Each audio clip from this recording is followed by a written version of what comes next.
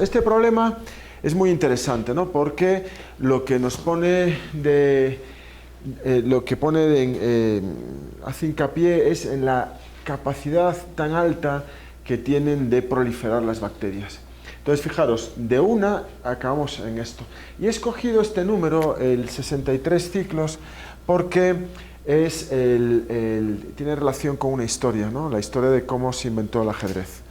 El ajedrez fue un invento de la India, de un matemático, y él lo que hizo fue, pues todo lo que conocéis todos, ¿no? El ajedrez consta de 8 por 8 casillas. 8 por 8, 64. Es la casilla 1 y esta es la casilla, viene a ser la casilla 64, ¿no? Bien, entonces,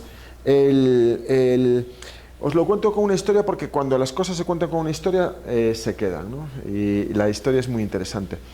El rey de la India, el Maharaja, que vivía en esa zona, quedó encantado con el ajedrez y entonces le dijo a sus ministros que venga por favor el inventor del ajedrez, que lo quiero recompensar. Y el inventor del ajedrez era, como todas las personas intelectuales, muchas veces era muy poco práctica. Y le quiso como quedar por encima al rey, cosa que, por favor, no hagáis nunca con el poder porque es peligroso, como vais a ver ahora. Entonces, él le dijo, ¿qué quieres? Pide oro, pide diamantes, yo te regalo porque esto es un juego que va a revolucionar el mundo. Cuando está encantado. Dice, yo, majestad, lo que quiero es un granito de arroz en la primera casilla, 2 en la segunda, 4 en la tercera y así sucesivamente. Y se rió de él, ¿no? Dijo, pudiendo haber pedido eso. Cuando se calculó, la cantidad es esta, 9,22 por 10 a la 18. Se ha hecho el cálculo de cuál sería el volumen de ese arroz y sería como dos estadios Atahualpa llenos hasta arriba de arroz. Es una cantidad de arroz brutal, no había arroz para pagarle. Entonces, como lo dejó en evidencia, lo que hizo el Maharaja fue mandarle cortar la cabeza, ¿no? Porque no puedes dejar quedar al poder, ¿no? Así como si fueran estúpidos. Entonces, fijaros, en solamente 13 horas, pasando de una célula, vamos a tener esta cantidad. De hecho, esta bacteria, Clostridium difficile, es una de las bacterias intestinales que se replica más rápido, ¿no? Entonces, ¿qué ocurre? Que, por ejemplo, hay personas que tienen tratamientos antibióticos, eso te elimina todas las bacterias y cuando deja de haber antibiótico, la que más prolifera es Clostridium, ¿no? Entonces te da el síndrome del colon irritable, la enfermedad de Crohn, ¿no? O sea, en vez de tener una flora bacteriana, digamos, estable, porque es una flora, digamos, con muchas interacciones ecológicas, ¿no? Es como un monocultivo. ¿De acuerdo? Es la diferencia entre, por ejemplo, encontrar la selva, que la selva lleva ahí miles de años, a un monocultivo que es mucho más inestable. ¿Me entendéis, no? Bien, entonces, por ejemplo, también me sirve esta historia para contaros de una señora que tenía un problema de colon irritable. Es decir, su colon había sido invadido por Clostridium difficile, después de un tratamiento antibiótico, y la señora resulta que se quejaba, va al médico, no lo podían tratar con antibióticos porque esta bacteria es multiresistente, y entonces lo que le propusieron fue hacer un trasplante fecal. Trasplante fecal es que te meten una cánula, te hacen un enema, te limpian y te ponen heces de otra persona, heces que estén más equilibradas. Sí, ya sé que es un poco asqueroso. Entonces la señora pidió que las heces fueran de su hija, porque, no sé, ¿no? Como que si es de tu hijo, pues parece que hay, ¿no?, una relación. La señora esta era corredora de maratón, pero la hija era la típica gringa obesa mórbida, y la señora, cuando le ponen las heces de la hija, ganó, me parece que 30 kilos, ¿no? O sea, fue una ganancia en muy pocos meses. Ahora ya se ha demostrado que nosotros tenemos en nuestra salud una relación muy directa con nuestra flora intestinal. ¿Qué se ha demostrado en los últimos años? Estos son estudios que han sido recogidos, por ejemplo, por la revista Science hace 2 años, como las mayores aportaciones en la medicina, el estudio del microbioma. Se ha visto, por ejemplo, que el autismo y el microbioma están muy relacionados. De hecho, por ejemplo, hay ratones autistas que tú le sacas las heces y se los trasplantas a un ratón normal y ese ratón empieza a dar comportamientos autistas. Se ha visto que el cáncer está relacionado también con microbiomas. Se ha visto que, por ejemplo, enfermedades autoinmunes, un montón de cosas. ¿Por qué os estoy contando esto? Os estoy contando esto porque todos estos descubrimientos están cambiando la manera en la que nosotros entendemos la medicina. Antiguamente, hace años, la medicina era el cuerpo humano y una serie de agentes hostiles, ¿no? Principalmente bacterias y virus, ¿no? Hoy en día lo que estamos viendo es que el sistema humano no es un castillo, sino es muy mestizo a la hora de sus relaciones con otros organismos y además necesitamos a los organismos. Necesitamos a la bacteria buena, necesitamos tener interacciones con bacterias que nos ayuden a tener nuestro sistema inmune equilibrado. Si viviésemos en un sistema inmune muy limpio, tendríamos un montón de enfermedades autoinmunes, ¿no? ¿Se entiende esto, no? Entonces, fijaros, ¿qué cosas hemos estado descubriendo? Hemos estado descubriendo, por ejemplo, que el Homo sapiens no es Homo sapiens, sino que tenemos un porcentaje de genes neandertales. Yo posiblemente pueda tener un 4% de genes neandertales. Jaime Gía, que sí se hizo la secuenciación del genoma, que estuve con él hace 2 días, me dijo que él tenía 2,5 de genes neandertales, ¿no? Entonces, yo os expliqué, ¿no?, cómo llegaron los genes neandertales a nosotros, ¿no? Hay un porcentaje alto también de un 6, un 8% de genes víricos, que fueron virus que entraron en la línea germinal nuestra y por lo que sea, pues al entrar en la línea germinal, ahora los llevamos con nosotros. Están en el ADN humano, ¿de acuerdo? Luego tenemos la flora intestinal, que es súper necesaria. Si no tuviéramos flora intestinal, ¿qué pasaría? Pues no tendríamos posibilidad de sintetizar algunas vitaminas que son las bacterias las que las sintetizan. Yo me acuerdo cuando era un estudiante y me dijo un dentista, es que habría que hacerse lavados con antibióticos para eliminar toda la flora bacteriana. Y yo en aquel momento no era un experto, pero yo dije, ¿cómo? Si eliminas las bacterias, lo que te va a crecer son hongos. Y efectivamente, luego ya con el tiempo me he dado cuenta que es una de las consecuencias que pasa cuando te pierdes la flora, ¿no? Entonces, lo que estamos viendo es que nosotros tenemos que estar interactuando con esas bacterias. Fijaros, además hay una cosa muy curiosa. Si vosotros habláis con vuestros abuelos y le dices, ¿qué te sugiere una bacteria? Vuestros abuelos os van a decir enfermedades. Si habláis con vuestros primos pequeños o hermanos pequeños, hablas de bacterias y te dicen, sí, hay bacterias buenas, las del yogur tonic, ¿no?, que tiene el lactobacillus. O sea, ha cambiado la percepción que nosotros tenemos de las enfermedades. Otra de las cosas que nosotros estamos viendo es que la humanidad ha aprendido a leer genes y hemos descubierto que los ribocimas, los virus, las bacterias, nosotros somos lo mismo, ¿de acuerdo? Simplemente somos información. Entonces, de repente, ya los virus o las bacterias han dejado de ser como una cosa nociva para pasar a formar parte de nuestra vida. ¿Ok? Fijaos una cosa, una pregunta. Si estas bacterias tienen esta capacidad tan grande de proliferación, estamos hablando de que si fueran granos de arroz serían como 2 estadios Atahualpas llenos, solamente en 13 horas. ¿Por qué no estamos completamente cubiertos de bacterias? ¿No? Si las bacterias proliferan tanto, ¿por qué no estamos saturados de ellas? ¿Qué os parece?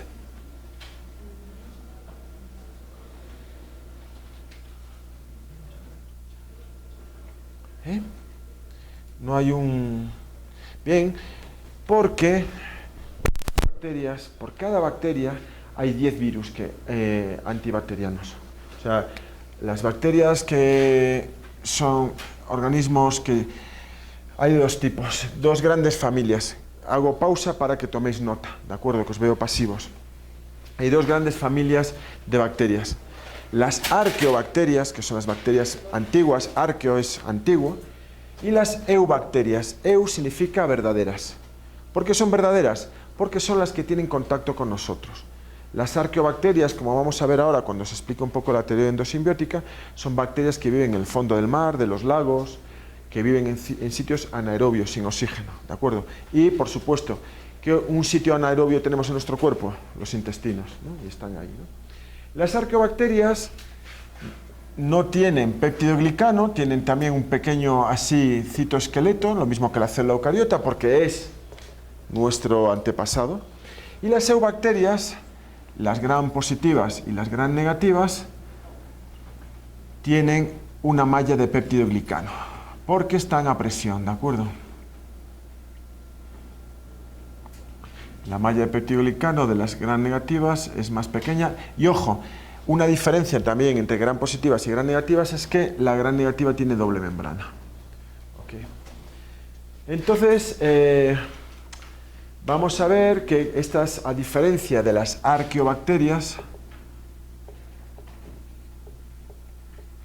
las eubacterias están a presión. Por lo tanto, vamos a ver hoy vamos a estudiar un poco de ribocimas, de virus, las diferencias entre la célula eucariota y procariota, cómo surge la célula eucariota.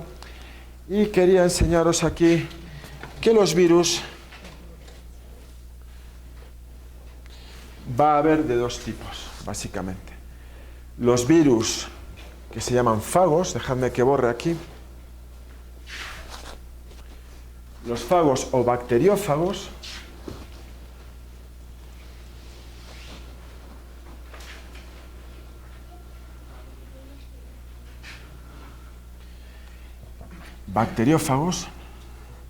y los virus de los animales.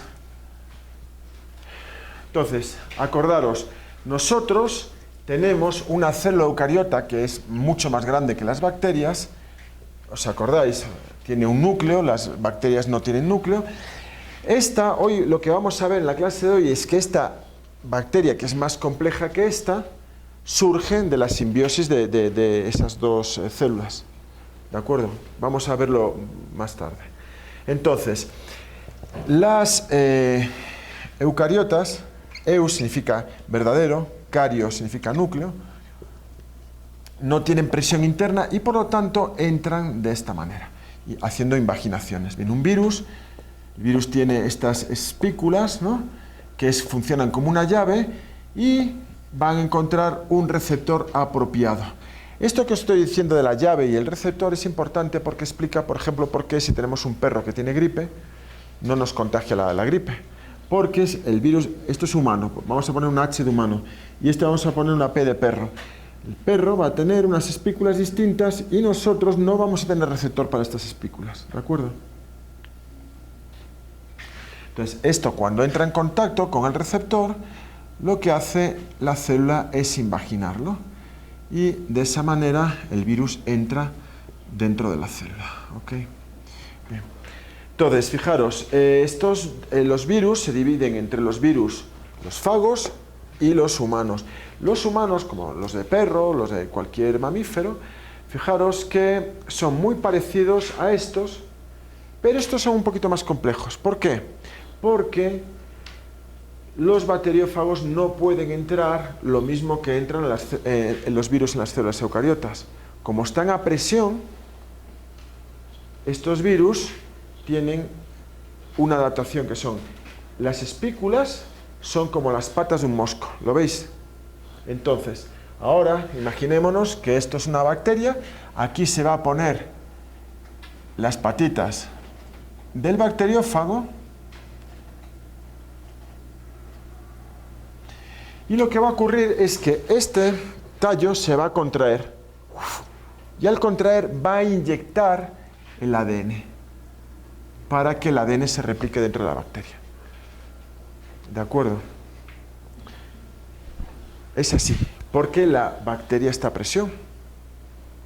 Acordaros, cuando estudiamos las enzimas de restricción, ¿os acordáis? Las enzimas de restricción eran unas enzimas que estaban en las bacterias. Y, por ejemplo, el cromosoma de la bacteria estaba metilado, o sea, tenía CH3. Por eso, las tijeras, que son las enzimas de restricción, no cortaban ADN metilado. pero los bacteriófagos, cuando meten su ADN, lo meten desnudo, o sea, sin metilar. Entonces ahí es donde cortan las enzimas de restricción, ¿de acuerdo? Es un sistema para defenderse de los bacteriófagos. ¿Por qué? Porque lo que vimos antes es que las bacterias están bajo mucha presión de virus. Si no hubiera bacteriófagos, estaríamos completamente llenos de bacterias. ¿De acuerdo? Nuestro cuerpo, el agua, todo, ¿no? Es decir, entonces estos están continuamente depredando las bacterias. ¿Lo veis, no? Y esto es un tallo que mete a presión porque la bacteria no puede englobar. Es como una adaptación. Cuando vengáis a las tutorías, me podéis pedir que os saque unos modelos, que tengo unos modelos de fagos hechos en 3D para que los podáis tocar y los podéis ver y comparar con los virus humanos, ¿de acuerdo? Entonces, esto lo que nos enseña es que lo que antes era algo como asociado con enfermedades, vemos que ahora los fagos los necesitamos para tener a las bacterias a raya. De hecho, hoy en día que vosotros estáis entrando, ya hemos entrado en la era posantibiótica, en la era donde muchos antibióticos no funcionan, los fagos es una alternativa a los antibióticos. Nosotros podemos utilizar, por ejemplo, imagínate, tienes un Staphylococcus aureus multiresistente que te causa acné. Puedes aislar el fago, vas al machángara, coges un poco de agua, la echas en la placa y ves los fagos que matan al Staphylococcus aureus, lo puedes utilizar como una terapia, ¿no? De hecho, es uno de los proyectos que tengo yo de investigación, es ese, ¿no? Aislar fagos, ya hice cosas de esas, ¿no? Y es espectacular, porque, por ejemplo, puedes tener una botella de 1 litro de medio de cultivo lleno de bacterias, le echas solamente una gotita con fagos y a las 2 horas el líquido está limpio. Porque lo que hacen es, entran, si esta bacteria no tiene una enzima de restricción específica para esto, el fago empieza a hacer copias hasta 100, agota la bacteria por dentro y el fago tiene unas lisinas que hace que la bacteria rompa desde dentro y estalla y salen 100 o 200 fagos dispuestos a encontrar otras bacterias y destruirlas, ¿no? Entonces, ¿qué más cosas vemos? Hemos visto que, lo que os decía antes, es decir, los virus no son aquel agente maligno, sino que están incluso dentro de nuestro ADN y tenemos que vivir con él. ¿De acuerdo? O por ejemplo, una de las causas, vamos a ver, de los virus causan 2 tipos de problemas grandes. Uno es que, vamos allá,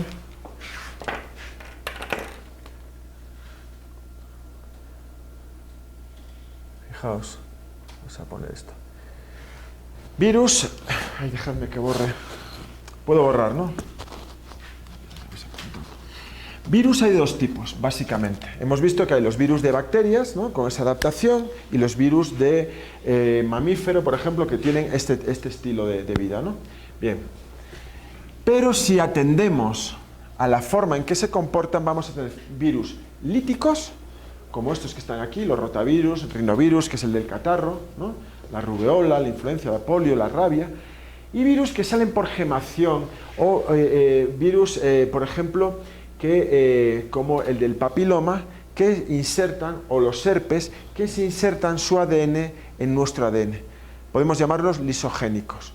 Fijaros que estoy haciendo pausa, ¿de acuerdo? Cuando hago pausa es como si dijera, esto es importante, ¿de acuerdo? Los profesores son los recursos que nosotros tenemos. ¿Tu nombre es? Sebastián. Sebastián, ¿no te importa que te coja de ejemplo hoy para ponerte, ¿no? Bueno, eres como un alumno arquetípico, ¿no? No eres tú. O sea, entonces vamos a ver, por ejemplo, imaginémonos a Sebastián, le veis la cara, ¿no?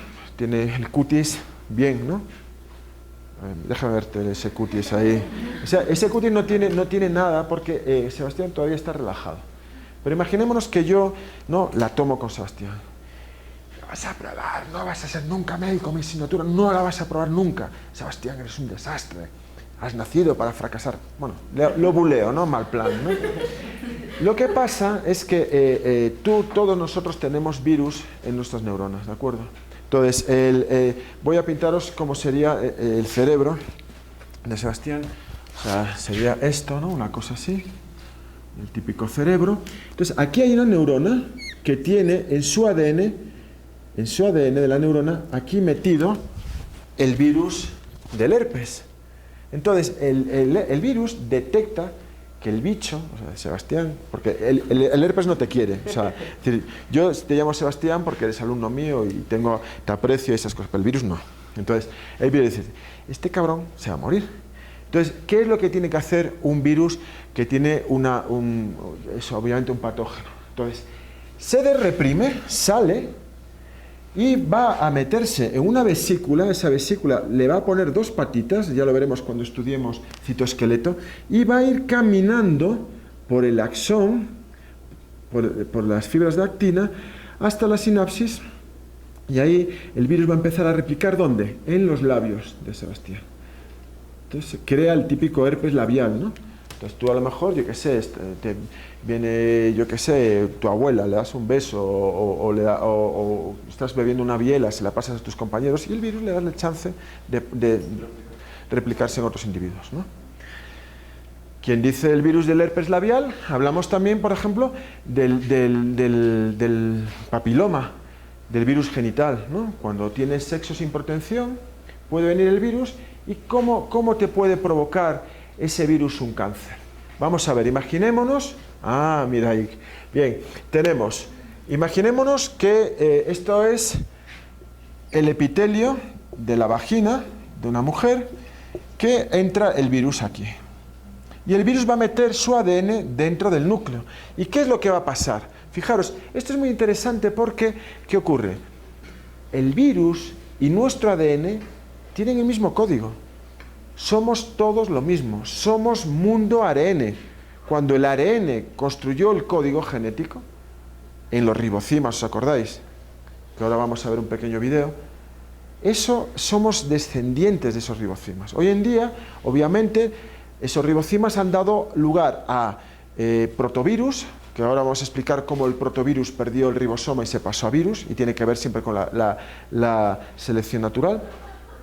Cómo aparecieron las bacterias, las eubacterias, cómo en el fondo, aunque nosotros pensamos que somos seres pluricelulares, no lo somos. Eso es lo que vamos a ver hoy. Nosotros no somos pluricelulares. Pluricelular simplemente es la carcasa que mantiene nuestros protozoos vivos de una generación a otra. En el caso de Sebastián son los espermatozoides, son los míos también, en los casos de ella son óvulos, ¿no? Es decir, esos óvulos, si tú Sebastián, planteas tener hijos, ¿cuántos? Dos. ¿Y tú? No. Tú no, ¿ves? Entonces, me venís fantástico, porque sabéis que en ciencia las hipótesis las hacemos con el control positivo, que en este caso es Sebastián, y mi control negativo, que tú eres... Daniela. No te importa que te coja de control negativo. Bien. Bien, entonces, luego voy a explicar cómo todo está relacionado. Todo está relacionado, ¿por qué? Porque somos todos ARN. Somos todos el mismo código. Por eso puede un virus meterse en el cerebro de Sebastián. ¿De acuerdo? Bien, entonces vamos a ver qué pasa con estas células. El virus entra, el del papiloma, y tú tienes, por ejemplo, en esta célula hay un gen que es este, ATGTAA. Este es el gen, como tiene que ser, y va a dar lugar a una proteína que es así, que es la P53, imaginemos. La P53 tiene que estar apagada. ¿Por qué? Porque esta célula está en contacto con otras células. ¿Y eso qué nos dice? Que es un parénquima, que no debe dividirse. Es una célula en mi piel, no debe dividirse, si no me crea un tumor, ¿no? ¿Eso cómo funciona? Ya lo veremos durante el curso. Si yo estoy aquí, soy una célula que está metida entre otras células, ese contacto me dice que no estoy solo, que estoy acompañado. Y eso manda una señal a la P53, que es la proteína de divídete, y si yo no me tengo que dividir, ¿qué tiene que estar? ¿On o off esa célula? Off. Entonces le metemos un fosfato, y de esa manera, ese fosfato, esta proteína está off. Pero ¿qué va a pasar con esa parénquima, ese epitelio? Sería un epitelio fisfica, ¿no? Si conocéis la palabra, ¿no? Entonces, ocurriría que vendría el virus, se insertaría aquí, ¿no? Y de repente, un TAA del virus hace que este ATG en vez de continuar hasta aquí, se pare con este, porque está en pauta de lectura. ¿Os acordáis los ejercicios que hemos hecho? Entonces, ahora la proteína mutante va a ser así.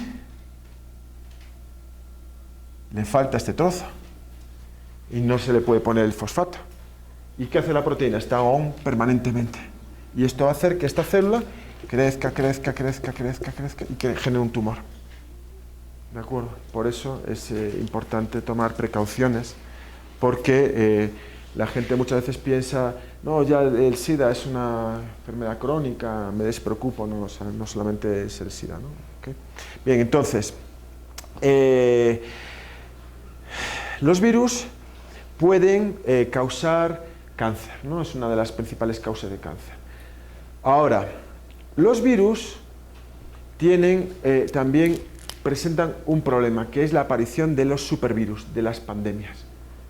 Entonces, ¿cómo se origina una pandemia? Fijaos que hago pausa, ¿de acuerdo? Una pandemia surge de las propiedades de los virus, porque los virus, por ejemplo, un virus humano, cuando entra, ¿os acordáis la foto que pusimos antes de los virus? Camila, ¿sí? ¿Te acuerdas? Pues no hables, por favor, que me interrumpas. Entonces, los virus, cuando vengáis a...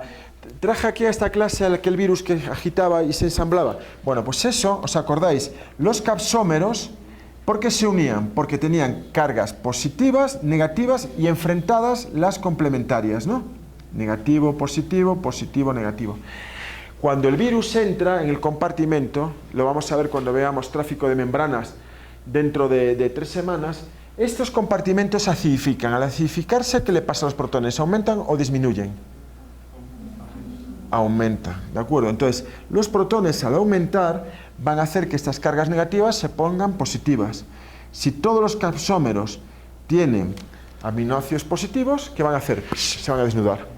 Y entonces eso le da el chance de que estos virus empiecen a replicar su ADN o ARN, bueno, lo que sea.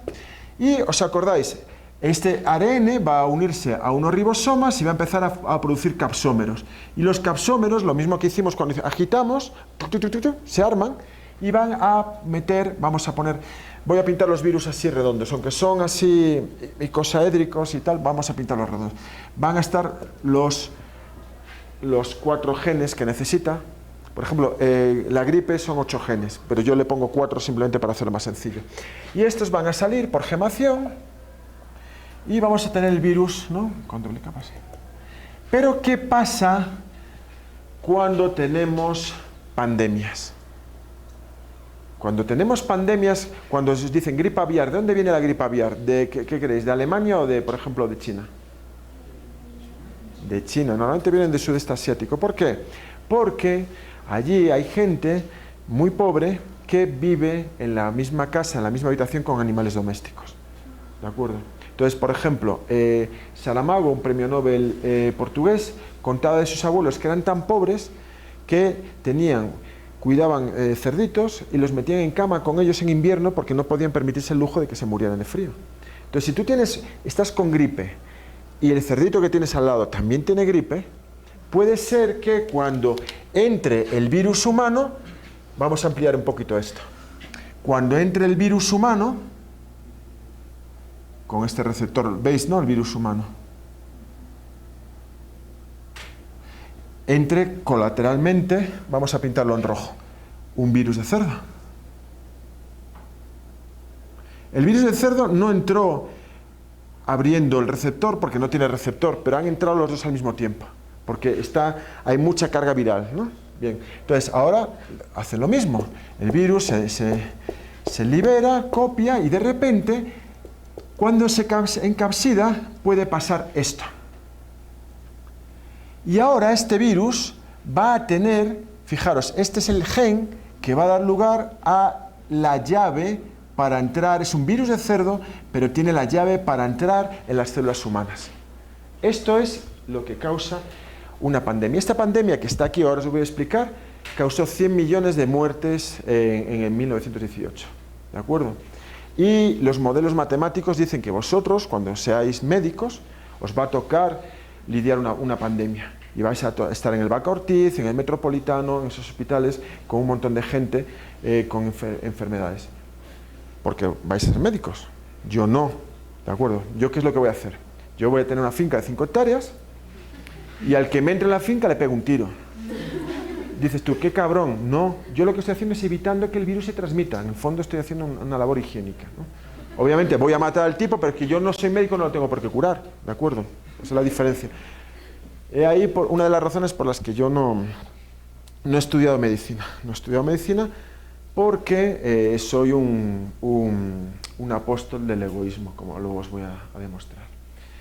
Bien, entonces,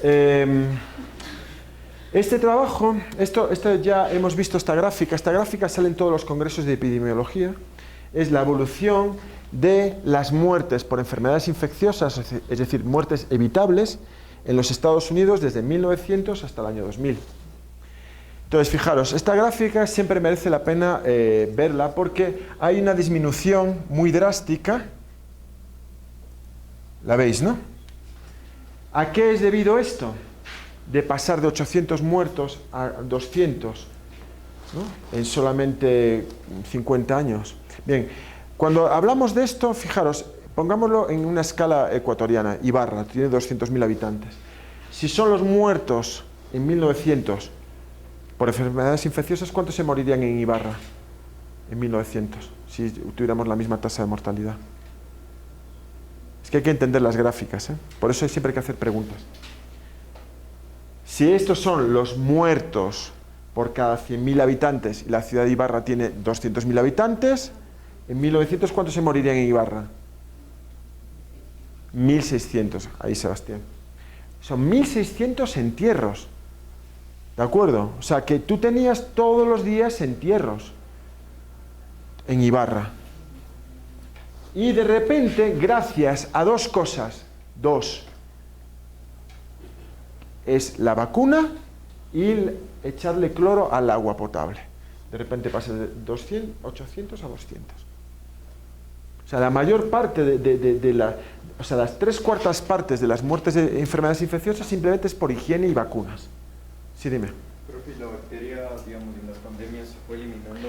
Perdona, esta es una pandemia producida por virus, se fue eliminando porque el virus ya no pudo matar más personas o porque consiguen la vacuna. Bien, al ser un virus... Estimado docente, recuerda registrar el kit de clase antes de salir del aula. Al ser un virus, es un virus, por ejemplo, el de la gripe, yo les voy a contar cómo sabemos, porque quien hizo ese trabajo fue un amigo mío. Un amigo mío, solo cuento esta anécdota, fue el que trabajó con esto. Trabajaba en gripe en Nueva York y entonces dijeron, ¿cómo sería el virus que causó esta pandemia? El virus que causó esta pandemia, dijeron, vamos a ir a Alaska, a los cementerios que tienen en hielo, porque en Alaska el hielo está debajo de la tierra ya, ¿no? O sea, es permafrost. Fueron allí y buscaron un cadáver de alguien de 20 años, o sea, sano, que se había muerto muy joven, con 20 años, en 1918, y asumieron que podía ser por la gripe. Y por PCR amplificaron y vieron que era efectivamente, se había muerto por gripe y que la gripe tenía estas características. Tenía genes de pollo y de repente un gen humano. ¿Ok? Bien, entonces, es muy chévere porque tú ahora, por ejemplo, ese virus de 1918, si lo sueltas ahora vuelve a matar, porque ya no tenemos defensas, ¿de acuerdo? Lo que pasa con los virus es que los virus, como cualquier patógeno, tiene que hacer 4 cosas bien. Cuando estudiéis microbiología, acordaros de esto, porque os van a dar mucha información, pero todo es mucho más sencillo. La vida del patógeno no es como la vuestra. Vosotros estáis preparándoos y formándoos. Y queréis saber de insulina, y queréis saber de cáncer, y queréis saber... ¿Por qué? Porque cuanto más os forméis, mejor. Si por lo que fuera, imagínate, Sebastián, después de que yo le arruino la vida impidiendo que él sea médico, ¿no? Al final acaba frustrado, acaba entrando a robar un sitio por $43, solo que podéis haber robado más, Sebastián. Y por $43 lo mandan a la Tacunga, allí se hace más malo todavía y se convierte en un criminal, ¿no? 4 cosas solo necesitas saber, no necesitas tener calculadora, un criminal solo necesita esto. agarrar a su víctima, amenazarle que te meto, ¿de acuerdo? Robarle, escapar y cambiar de chompa. Son las 4 bases, es decir, y cuando estudiéis patogenia veréis que siempre hay adhesión, siempre hay, por ejemplo, las maquinarias de tipo 3, maquinarias de secreción, que es que te meto, ¿de acuerdo? Hay, por ejemplo, una bacteria que de repente, una Escherichia coli ambiental que se vuelve patógena, ¿qué es lo que hace? Provoca diarrea. ¿Qué es la diarrea? Es me voy a Machángara y voy a contaminar a alguien en Guayabamba o lo que sea, ¿no? Por allí. Y la tercera es que si te entra la bacteria, es decir, que que te cambies de chompa o seas resbaloso o que no te puedan coger, ¿no? O sea, ¿sabes? Hay un meme ahora que está circulando, ¿no? Que dices, ¿quieres hacer una cosa graciosa? Untas a 3 cerdos de grasa y los sueltas y le pones el número 1, 2 y 4 y ves a los policías buscando el número 3 y tal y agarrando los cerdos y saltando. O sea, si tú coges un cerdo y lo untas de grasa no hay forma de cogerlo, ¿verdad? Bueno, pues eso es lo que hace, por ejemplo, Streptococcus pneumoniae. Mira, os lo voy a enseñar. Hay aquí un video súper chévere. A ver, YouTube. A ver. Se llama Neutrophil. Aquí está. Y además le han puesto una música graciosa y todo, mira.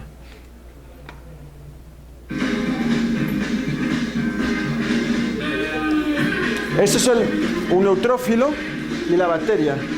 ¿Por qué no la puede agarrar? Porque se ha puesto con una capa de moco. Al final acaba atrapando, ¿no? Pero se le resiste. Bueno.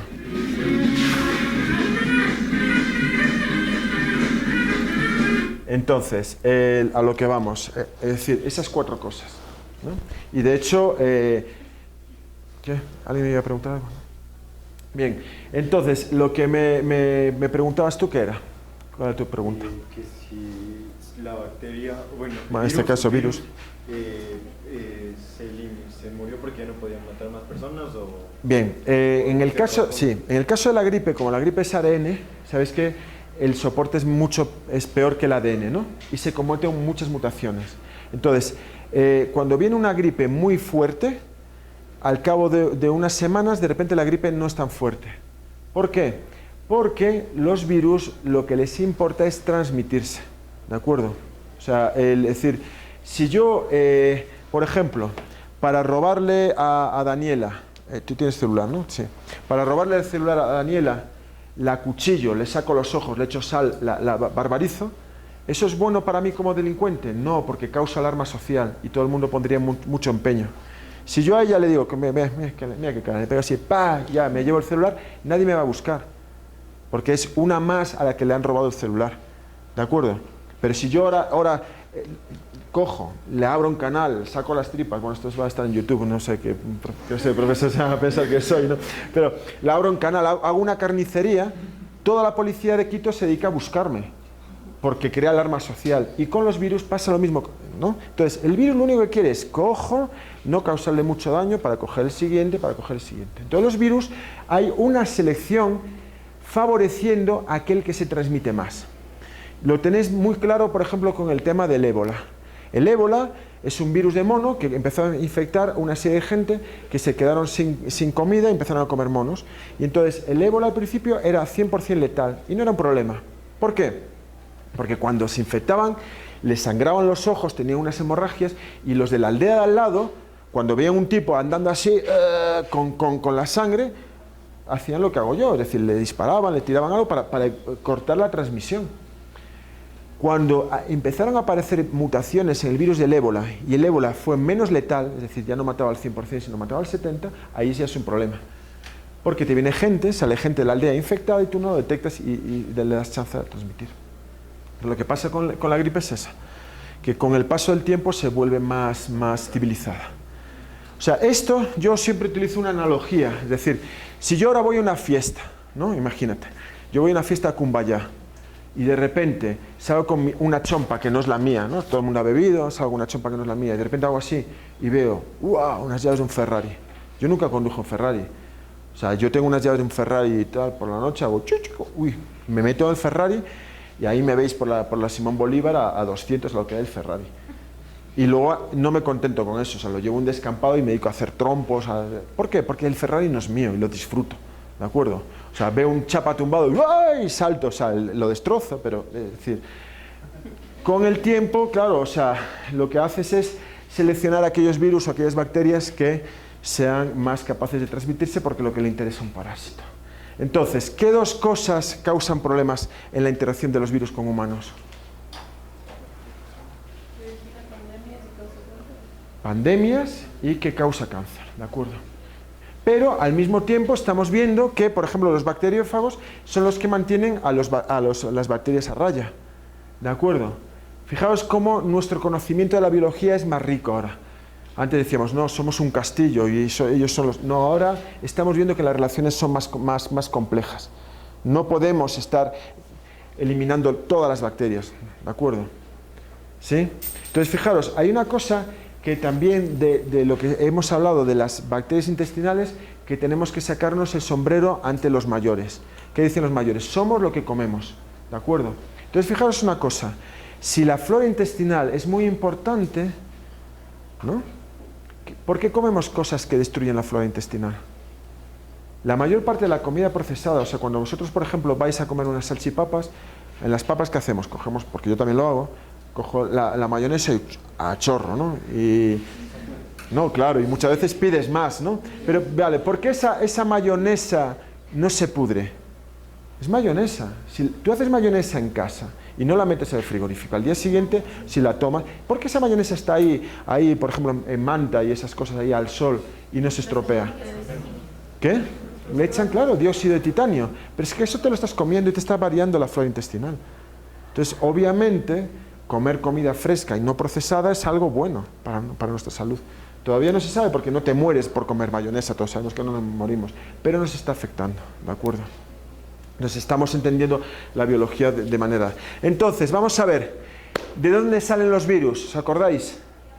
Bien, entonces, tenemos que volver al mundo ARN, que es de donde procedemos. Entonces, os he puesto un video aquí muy interesante, que os lo voy a dejar para que lo veáis vosotros. Entonces, acordaros, en un primer momento se hace este experimento de cómo era la Tierra hace 4.000 años. Pues era una sopa biológica, que como estamos en Ecuador le llamamos el locro biológico, ¿de acuerdo? Porque era muy espesa. Bien, entonces, en ese locro, en el barro, que el barro es como una lasaña, porque son filosilicatos, o sea, filo significa láminas, estaban estas moléculas que son los ribocimas. Y os voy a poner un video para que veáis cómo funcionan los ribocimas. Los ribocimas tienen la capacidad... Hago pausa. Claramente declarado presente. Hago pausa. Tienen la capacidad de hacer copias de sí mismos, que eso es lo que soy yo. Mi vida biológica se ha resumido en eso. Mirad, os voy a comparar cómo un ribocima y yo somos exactamente lo mismo. Fijaos, un ribocima es una cadena de ARN, 5', 3'. ¿Puede hacer una copia de sí misma? Sí, fijaos, 3, 5. Si esto se separa, ¿puede hacer esto? 5', 3', 5', 3', y aquí 3', 5', y la complemento. Bueno, vamos a poner un poquito más abajo. ¿Puede hacer esto? Pues ya está, eso es un organismo vivo. ¿Qué he sido yo? Yo, fijaos, con todo lo que soy, lo único importante, lo único que va a vivir de mí, ha sido este espermatozoide, que da lugar a Flavia, y este espermatozoide que da lugar a Antón, y esto en rojo es el otro 50%, que es el de mi exmujer.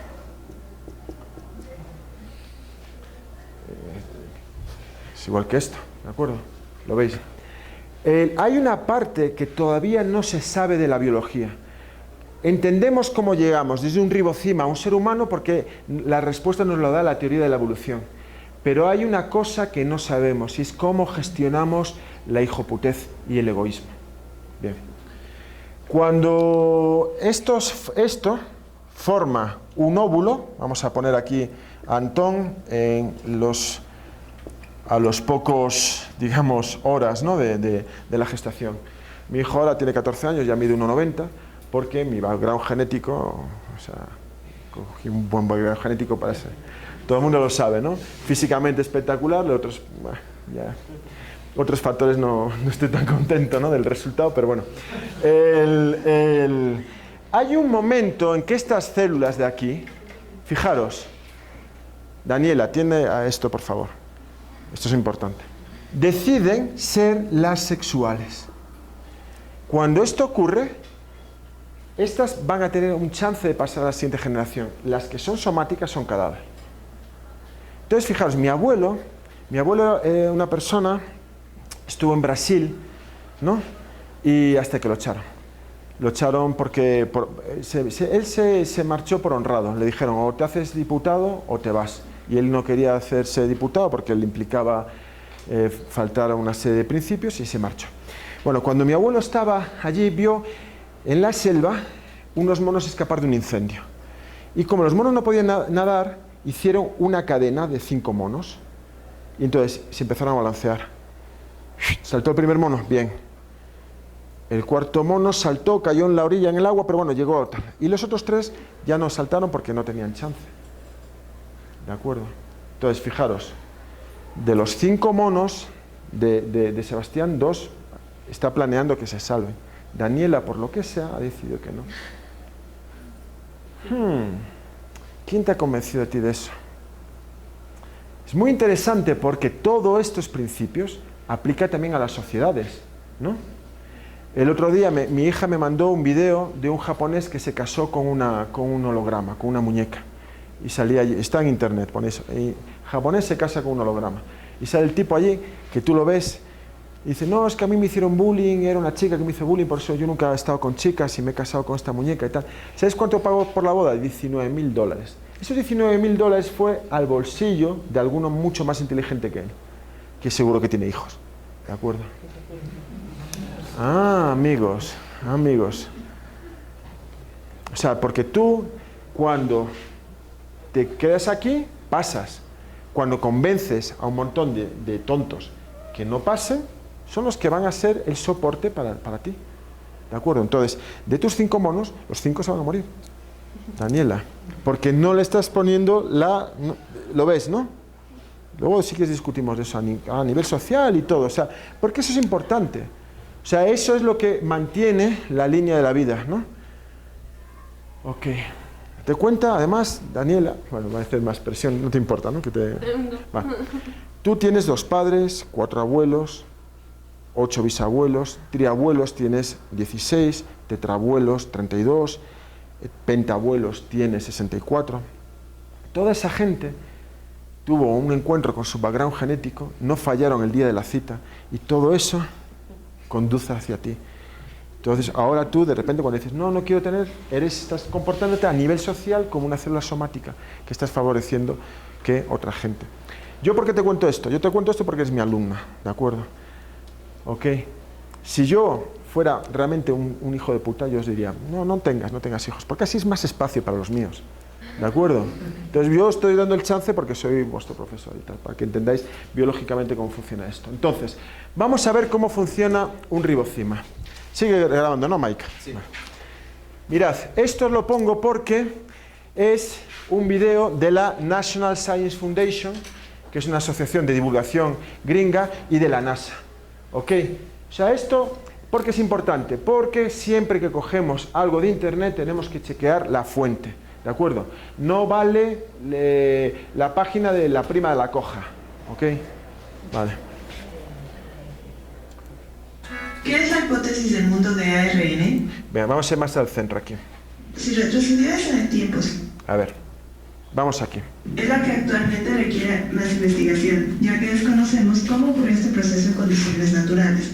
Si el agua posteriormente se calienta, las bases apareadas se separan, permitiendo que ambas cadenas actúen como plantillas cuando el ciclo vuelva a repetirse. Lo interesante de este proceso es que cada 2 ciclos, la cadena de ARN producida es una copia de la original, pero algunas veces se producen mutaciones. Esto quiere decir que conforme las cadenas compiten por supervivencia y reproducción, una evolución verdadera. Ok, mutaciones. Okay. Vemos esto. Siempre que veamos videos, chequeamos que estamos entendiendo lo que hay aquí. ¿Esto qué son? Nucleótidos. ¿Los nucleótidos están unidos por qué tipo de enlace? Bien, entonces, cuando la información se pasa, de vez en cuando, lo mismo que hicimos con el teléfono estropeado, ¿de acuerdo? Se cometen mutaciones. Y sobre esas mutaciones se va a seleccionar, ¿de acuerdo? ¿Sí? O sea, si tú, por ejemplo, de tus dos hijos que tienes, varones, uno se ha puesto tal y el otro no, pues es que desgraciadamente va a tener más chance, ¿no? Porque va a ser seleccionado. Tú a los dos los vas a querer igual. Pero bueno. Bueno, entonces, también puede ser al contrario, ¿eh? Puedes tener un hijo no muy listo, pero avispado, y puedes tener un tipo muy friki, ¿sabes? Que luego invente el ajedrez y cometa el error ¿sabes? Porque la gente muy inteligente a veces comete errores, como algunos alumnos que tenemos aquí. No mira a nadie. Entonces, acordaos la película Idiocracia. Os hablé de la película Idiocracia, que está en YouTube. Bueno, pues luego cuando os paso el tráiler y veis cómo, por ejemplo, una sociedad, que es Estados Unidos, claramente, la gente más estúpida tiene hijos y la medicina les salva la vida, que es lo que yo os digo, que por lo que yo no soy médico, yo no les salvaría la vida, porque esos dejan luego descendencia. Y luego hay la gente inteligente que decide que quiere hacer un PhD, estudiar, viajar, todo ese tipo de cosas, y se olvida de replicarse. ¿Y que eso tiene consecuencias para la sociedad? Sí, por como se ve, al final acaban eligiendo presidentes estúpidos, como ellos, ¿no? Que me suena de algo esto. O sea, ¿por qué una sociedad, ¿no?, de repente acaba eligiendo presidentes estúpidos? Porque es una sociedad donde no ha habido una presión selectiva. Vosotros, de aquí, habéis suspendido el 75%. Yo podría decir, no, que aprueben el 75%. Si yo apruebo el 75%, no estoy haciendo una presión selectiva sobre vosotros. Si tienen que salir buenos médicos, hay que crujiros. Si el título se regala, ¿no? Si yo vengo aquí y me pongo las orejitas de Mickey Mouse y ¡ay, qué simpático! Venga, Sebastián, subraya la palabra ADN y coméntala con tus compañeros. ¡Ay, muy bien! O sea, tú saldrías mal formado. La selección tiene esa función, ¿de acuerdo?, de seleccionar lo que nosotros queramos. Bien. Entonces, este tiene el mismo principio que la vida. Si aquí hay una mutación y esto le da una ventaja para reproducirse, chévere. Si no le da, qué pena. Y vamos a hacer ejercicios, ¿de acuerdo? Venga, seguimos con esto. Como resultado del proceso de selección evolutiva, puede operar en cadenas de ARN. Así como es sorprendente la replicación, el apareamiento de bases tiene una segunda habilidad especial. Cuando se colocan en agua lo suficientemente fría para el apareamiento de bases, pero sin suficientes nucleótidos libres para la replicación, las cadenas se doblarán y formarán pares de bases con ellas mismas. El resultado final es una estructura compleja con ciertas bases pegajosas apuntando hacia afuera porque no fueron capaces de encontrar sus parejas. Estas bases pegajosas que apuntan hacia afuera pueden provocar reacciones químicas únicas al interactuar con otras moléculas de su ambiente. A una cadena doblada de ARN capaz de llevar... Fijaros, ¿esto qué es? O sea, una molécula que es capaz de coger un sustrato, convertirlo al producto y volver a un sustrato. Es una enzima. O sea, aquí tenemos una molécula con capacidad de replicarse y de hacer cosas. Esto es el origen de la vida. ¿De acuerdo? Ok. Entonces, bueno, luego en el video os cuenta cómo en el laboratorio han cogido moléculas de estas, las han puesto a competir y han mejorado los procesos. O sea, han hecho rondas de selección y han hecho que moléculas que en principio no trabajaban muy bien, trabajen bien, que es lo que yo hago con vosotros. ¿De acuerdo? Si yo os cojo y os digo, tengo un fragmento de ADN y lo corto en 2 sitios, ¿cuántos fragmentos tengo? 2 sitios, fuera. Porque son 3 sitios, ¿de acuerdo? Hay que visualizar, entonces tú vas seleccionando, ¿ok? ¿Sí? Y yo sé que es molesto ser seleccionado, yo sé que es molesto cuando viene el león y te cruje aquí en el cuello, es molesto, ¿no? Pero es necesario para que mantener en el rebaño un nivel, ¿no?, aceptable. Entonces, bueno, veis el video este con calma en casa, ¿de acuerdo? Ya lo he puesto en la página. Vamos allá. ¿Alguna pregunta hasta aquí? ¿Sí? ¿No? Ok, bien. Entonces seguimos. Entonces, habíamos dicho que llega un momento en el que los ribocimas que estaban en el barro, construyen un aparato para pasar el código genético a código de aminoácidos. ¿Cómo se llama ese aparato? Ribosomas. Bien, entonces el ribosoma permite que ahora esa molécula que salía así, ¿no?, con las bases así, ahora tenga una estructura de aminoácidos grandes, pequeños, hidrofóbicos, hidrofílicos, más flexible. Y eso es esto. Ácido nucleico con cápside proteica.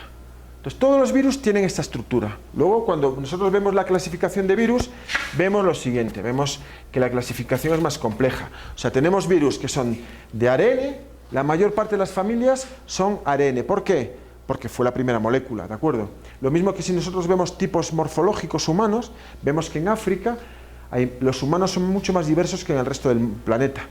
Tienes masáis, pigmeos, tienes nubas, supertucos, tienes etíopes, ¿de acuerdo? En cambio en Europa solamente la diferencia es un poco de gente más clara arriba y gente más oscura abajo.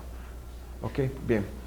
Entonces hay más ARN. Bien, de los virus los puedes clasificar de cadena sencilla y cadena doble, tanto en uno como en otro, porque aquí se hicieron muchos modelos distintos de soportes. Y los virus pueden ser con envoltura o sin envoltura. El que hemos visto antes es sin envoltura. Pero el con envoltura es exactamente igual. Vamos a poner la gripe aquí, por ejemplo. A ver, esto es la gripe, ¿no?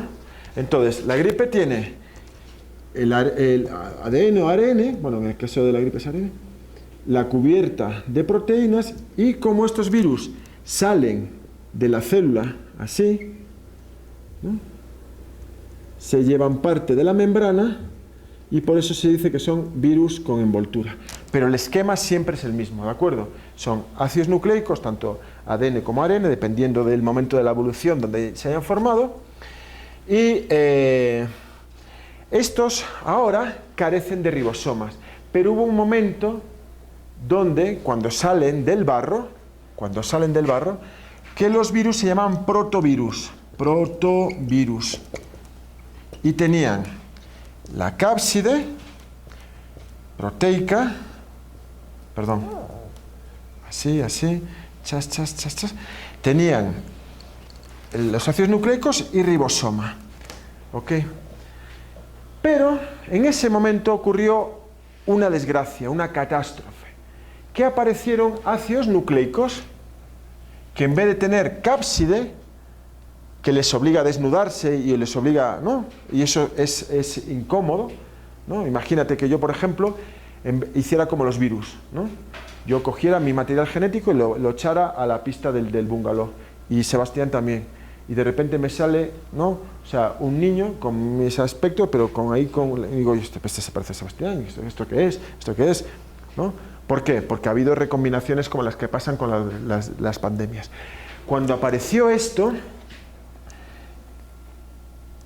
donde ácidos nucleicos no tenían cápside, sino que tenían una bicapa lipídica,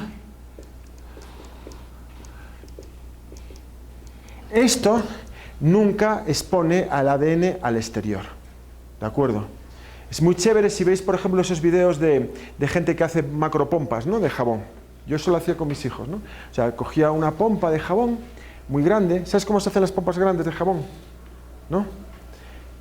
Además de jabón, de echarle un chorro de jabón, hay que echarle glicerol. Si le echas glicerol, puedes hacer pompas estas súper grandes. Y le soplas y la pompa, ¡pum!, se abre. Pero lo que hay dentro nunca sale fuera. De hecho, por ejemplo, es muy chévere, coges una pompa de jabón y coges un sorbete y le metes así, y con un cigarro, y yo hacía eso, y mis hijos, papá, no fumes, te vas a morir. Yo, calla, es por la ciencia. Y llenaba la pompa de humo, y cuando se separaba, y el humo no salía nunca. ¿Por qué las pompas tienen esa función? Pueden hacer esto. Uy, casi me voy. Pueden hacer, mira, eso era un vídeo de estos virales, ¿no? Puedes hacer esto, ¿no? ¡Pah! Y se rompen así de una manera que el interior nunca entra en contacto con el exterior. Eso fue un avance en el egoísmo. Si yo he hecho mi ADN genético y se me cuela el de Sebastián, eso a mí me fastidia. Pero si tengo todo mi material ahí, eso es genial. el egoísmo es parte de la evolución, ¿de acuerdo? ¿Sí? Eso está claro, ¿no? ¿Sí? ¿Somos todos egoístas aquí? No, tú no. Ay, mal. Yo una vez volqué, iba con unos amigos en un carro, salíamos de farra. El carro volcó, íbamos 4 en el asiento de atrás. No nos pasó nada, afortunadamente. El conductor se quejaba, decía, es que alguien me pisó en el cuello, no sé qué, y era yo. O sea, porque salimos los 4 por la ventana de atrás, yo pisé allí, salí, afortunadamente tengo 2 hijos, ¿entiendes? Imagínate que ardiese. Ay, no le voy a pisar, y boom, el coche arde. Y se me arde que yo... No, yo en una situación de peligro, ¿de acuerdo? Cuando vais en un avión, lo mismo, ¿no? Si os toca al lado de la puerta de seguridad, ¿no? ¿No? Que te dice, no, y tiene que tal, y dejar pasar. Yo le digo, no se preocupe, azafata, confía en mí. Ahora, yo soy el primero a salir. Y suerte que no cierre detrás de mí la puerta. O sea, es decir, esa cosa hace que el sistema... Entonces, fijaros, estas células lo que hicieron fue, con una serie de porinas, todo el locro biológico meterlo dentro. ¿Y qué pasó? Dejaron a los mares completamente limpios. Y estos virus que se replicaban en el locro biológico, ¿qué tuvieron que hacer? Ir hacia donde, al locro biológico, que es el citoplasma. Eso se puede ver en los estromatolitos. Los estromatolitos son estas formaciones, mirad,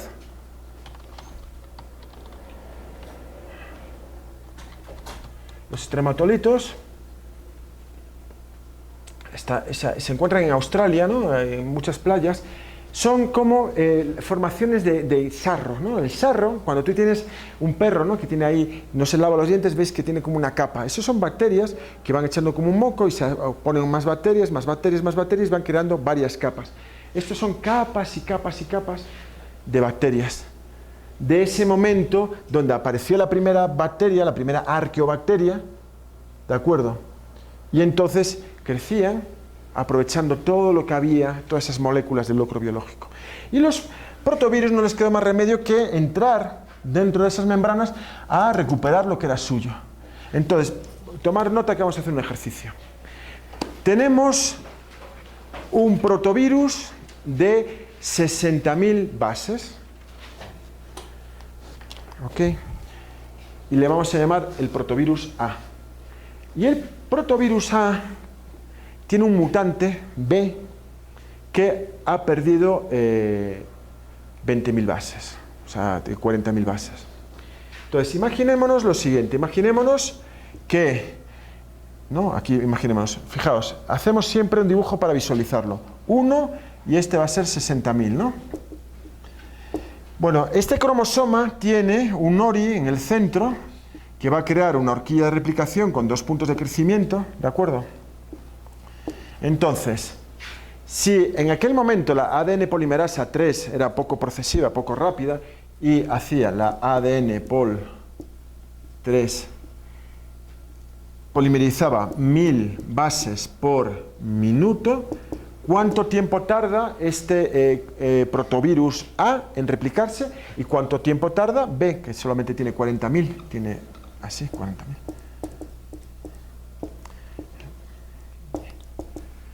Hacer siempre estos dibujos. Y quiero que me digáis cuánta descendencia deja A y cuánta descendencia deja B a las 6 horas.